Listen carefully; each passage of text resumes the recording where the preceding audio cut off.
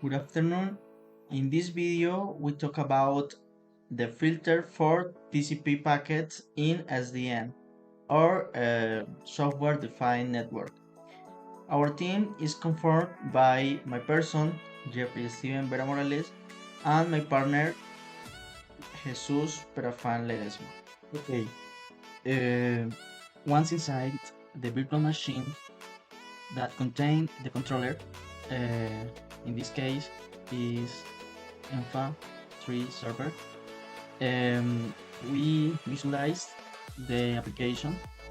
In this case, we work to this file tarea txt.py, and in the other windows also connected to the virtual machine Enfa 3 server, we configure the file that contains the hour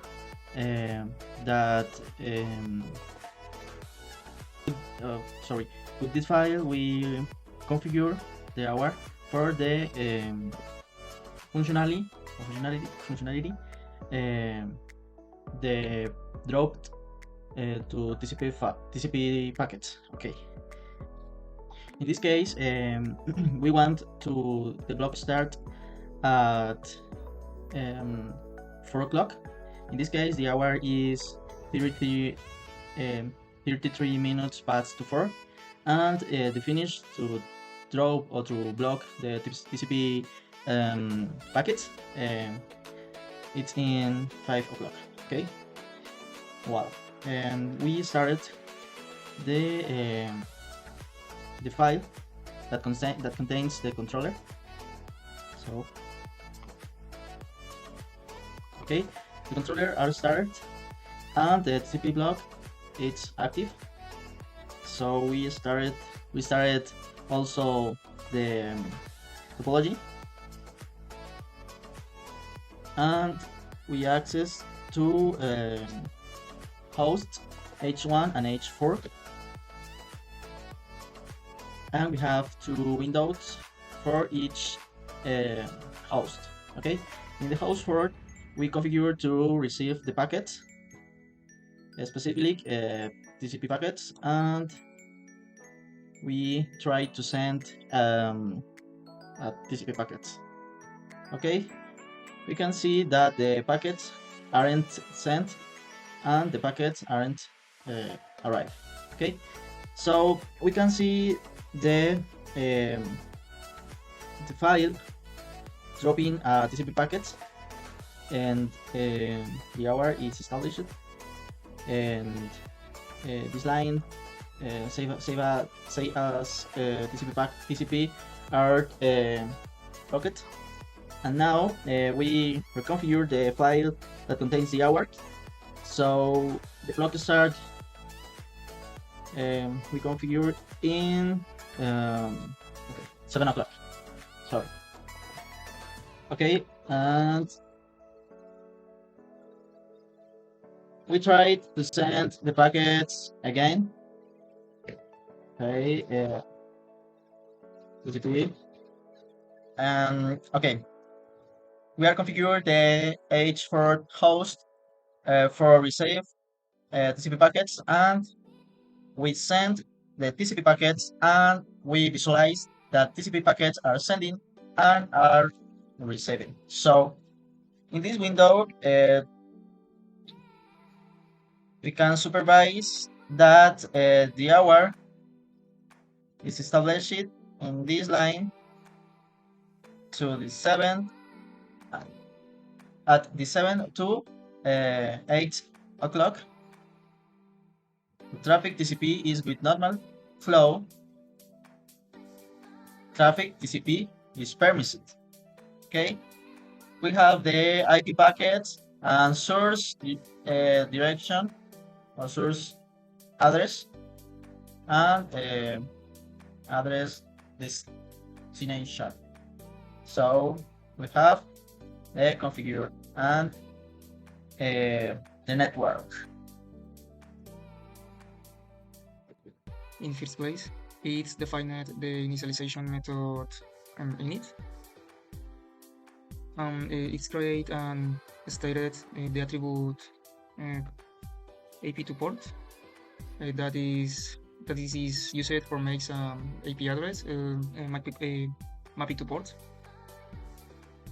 The configuration file called oraconf.json is established in a file where the hours are modified the block TCP traffic. The load TCP block tool method is called to load the TCP blocking configuration determined in the oraconf.json file. Then you have the verification of the last configuration. This line last check time. And here the time interval between each configuration check. The line check interval 1. And the TCP block is initialized as false. Since if the rules are met, it will become true and will perform actions later.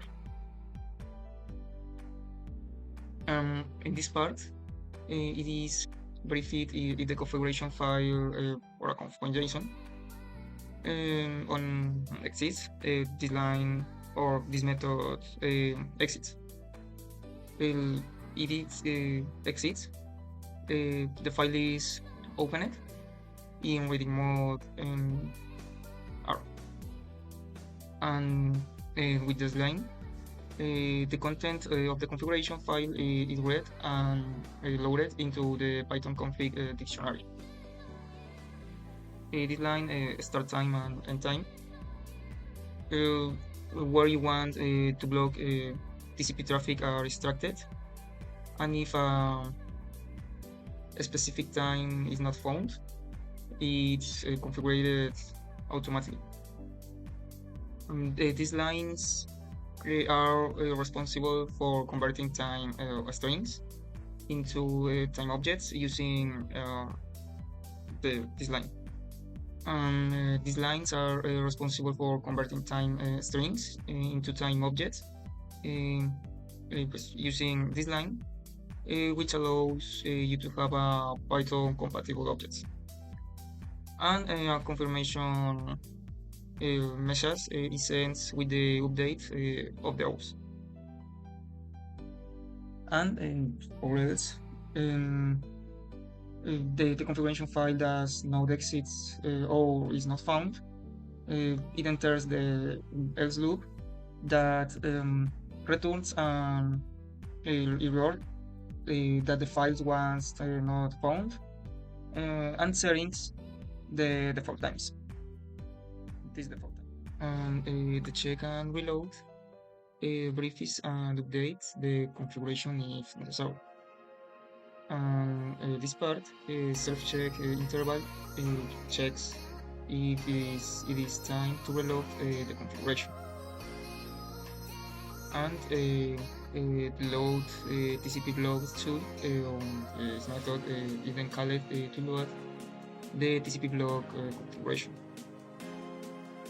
And with check TCP block, it is verified whether the traffic should be blocked, and depending on whether it's in the hours configured in the hours configuration file.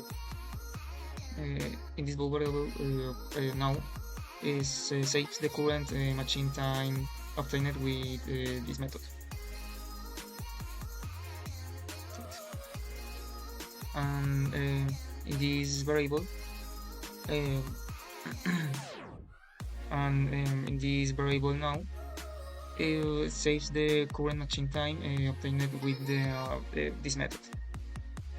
And message is printed maintaining the local time, the start of the TCP block, and the end of the TCP block. In this method, it is verified that the start and the end times correspond to the time of the virtual machine, and if so, TCP traffic is blocked.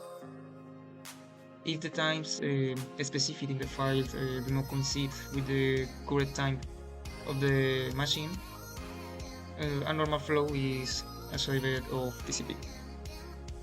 Okay, now we will talk about the configuration of both RIP and IP, since before we had all this configuration, but only for MAC address. Okay, in this case, first of all, it checks if the header type of the packet is RIP, and now if it is RIP, it extracts the RIP packet's details, and it retrieves the source IP and the destination IP. That is okay. In this line, it's update. Oh, sorry. It gets the identifier of the switch, and in this line, it updates the table to associate the source IP with the input port of the switch. And now the code learned one IP address for don't make float again. Okay. In this case, it sets the input port to all float, meaning the packet will be sent to all ports on the switch. It creates on actions to send the packet throughout that port, and it prepares and of FPP packet out to send the packet through the switch.